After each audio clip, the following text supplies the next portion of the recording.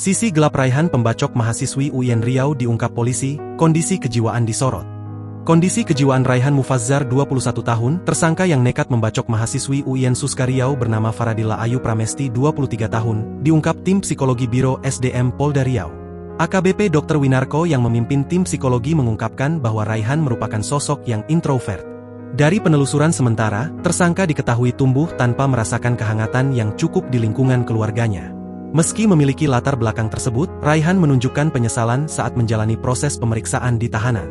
Kabid Humas Polda Riau, Kombes Pol Zahwani Pandra Arsyad, menyebutkan bahwa selain untuk kepentingan hukum, pemeriksaan ini penting untuk menjaga stabilitas mental semua pihak yang terlibat.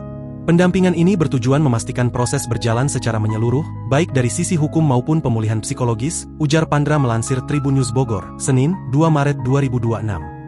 Sementara proses hukum berjalan, Polda Riau juga fokus pada pemulihan Faradilla yang masih dirawat di RSUD Arifin Ahmad. Tim psikologi menerapkan metode post-traumatic stress disorder untuk membantu korban mengatasi rasa cemas dan bayangan ketakutan akibat kekerasan yang dialaminya. Pandra mengingatkan pentingnya komunikasi di dalam keluarga agar tekanan pribadi seorang anak tidak berujung pada tindakan kriminal. Pengawasan, komunikasi, dan kehangatan keluarga merupakan faktor penting agar persoalan pribadi tidak berkembang menjadi tindakan yang merugikan, pungkasnya.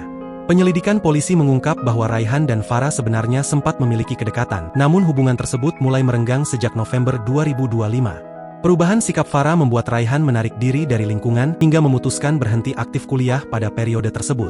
Raihan diduga memiliki persepsi bahwa kedekatan mereka di masa lalu berarti ia sudah memiliki Farah sepenuhnya.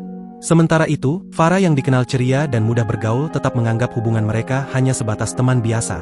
Saat menjalani interogasi awal, Raihan sempat berkilah dan mengaku tidak berniat menghabisi nyawa Farah. Setelah ditekan, Raihan akhirnya memberikan pengakuan yang berbeda. Saat penyidik bertanya tanpa menyorotkan kamera secara langsung, Raihan spontan menganggukkan kepala ketika ditanya apakah targetnya memang ingin membunuh korban.